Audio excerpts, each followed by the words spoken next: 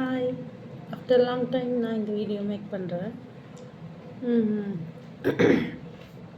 நம்ம மனசு இருக்குல்ல, அது ரொம்ப ரொம்ப ரொம்ப ரொம்ப வித்தியாசமானது. நம்ம நினச்சி கூட பார்க்காத அளவுக்கு கற்பனைகளை நம்ம மண்டைக்குள்ளே கொண்டு வரும். ஆனால் அதெல்லாம் பீட் பண்ணி ஒருத்தவன் ஜெயிக்கிறான் பாருங்கள், அவன் தான் ஹீரோ. என்னென்னா, முரண்பாடு இல்லாத இடத்தில் கூட மனம் அதை உருவாக்கும். பிரச்சனை இல்லாத இடத்தில் கூட மனம் அதை உருவாக்கும்.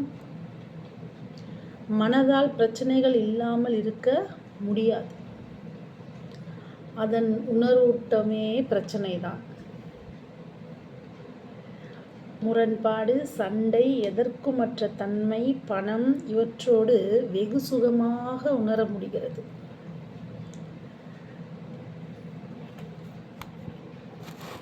மௌனம், இணக்கம் மனம் படாத பாடு தொடங்குகிறது. ஏனென்றால் இணக்கம், மௌனம் மற்றும் அமைதி எல்லாமே மனதிற்கு மரணம். எனவே உங்கள் பிரச்சனையை மனதை விட்டு மாற்றுங்கள், வாழத் தொடங்குங்கள். பிரச்சனை இல்லைன்னா லைஃபே கிடையாது. பிரச்சனையை ஃபேஸ் பண்ணாதான் அது ரியலாக நம்ம வாழ்ந்ததுக்கு உண்டான அடையாளம். ப்ராப்ளமே இல்லாமல் ஒருத்தன் வாழறான்னா அவன் பணத்துக்கு சமம். பிரச்சனையை ஃபேஸ் பண்ணி அந்த பிரச்சனை மூலயமா நம்ம எக்ஸ்பீரியன்ஸை கேதர் பண்ணி தன்னுடைய வாழ்க்கையை வாழ்ந்துட்டு இருக்கான் பாருங்கள், அவன்கிட்ட இருக்கிற எக்ஸ்பீரியன்ஸை திருடவே முடியாது யாராலையும். பணம், நகை, பொன், பொருள் எல்லாத்தையும் திருடிடலாம். ஆனால் நமக்கு ஒரு எக்ஸ்பீரியன்ஸ் இருக்குது பார்த்தீங்களா, நாலேஜ், அதை யாராலையும் திருட முடியாது. அதை நீங்கள் எங்கே இருந்தும் கொண்டு வர முடியாது, காசு கொடுத்து வாங்க முடியாது. ப்ராப்ளமை ஃபேஸ் பண்ணால் மட்டும்தான் எக்ஸ்பீரியன்ஸை கேதர் பண்ண முடியும். எக்ஸ்பீரியன்ஸை கேதர் பண்ணிட்டீங்கன்னா அதுக்கப்புறம் நீங்கள் ராஜா. பிரச்சனை வந்துடும் சுச்சோ அப்படின்னு பயந்து போய் பிரச்சனையே வரக்கூடாதுன்னு நீங்கள் நினச்சிங்கன்னா நீங்கள் வாழவே வேண்டாம். உங்கள் வாழ்க்கை ஒரு படத்தில் பிரகாஷ்ராஜ் சொல்வார், குடியரசு தின விழாவில் ஒரு குதிரை நிற்கும். அந்த குதிரை மேலே உட்காந்துட்டு அப்படியே பொம்மை மாதிரி நிற்பாங்க. அது நடக்கும், இப்படி வரும், இப்படி வரும், இப்படி போயிடும், அவ்வளோதான். அந்த குதிரைக்கு சமம். ஸோ பிரச்சனைன்னு எடுத்துக்காமல் சவால்னு எடுத்துக்கிட்டா நம்ம ஜெயிச்சிடலாம்.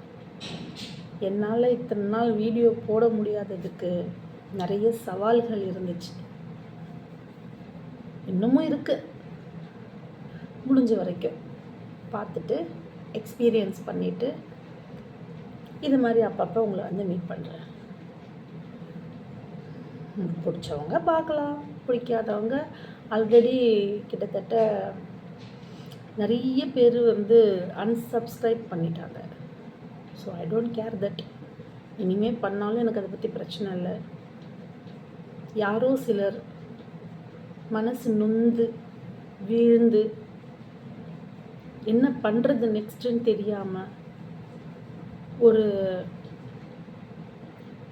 ஒரு நடைப்பின்னமாக நடந்துட்டு இருக்கும் பொழுது சிலருடைய வார்த்தைகள் நமக்கு பூஸ்ட் மாதிரி இருக்கும். நான் அதை ஃபீல் பண்ணியிருக்கேன். இப்படி கிராஸ் பண்ணிட்டு போவாங்க, எல்லாம் விடு பார்த்துக்கலாம் அப்படின்ற வார்த்தையை அவங்க யூஸ் பண்ணுவாங்க. அவங்க யாருன்னே நமக்கு தெரியாது, ஆனால் அந்த வேர்டு நம்ம காதில் விழும். அப்போ நமக்கு ஒரு எனர்ஜி கிடைக்கும், கடவுளே சொன்ன மாதிரி.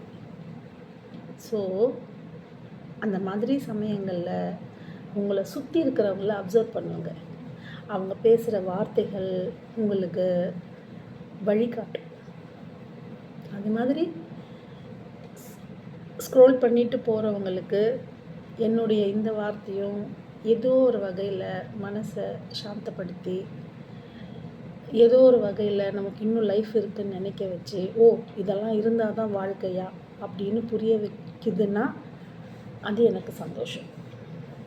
அந்த மாதிரி 4 பேருக்கு கிடைச்சா கூட ஓகே தான். So thank you, thank you, thank you. லைஃப்பை வாழும். எவ்வளோ நாளுங்க வாழ போகிறோம்? 100 வருஷமா? இல்லை.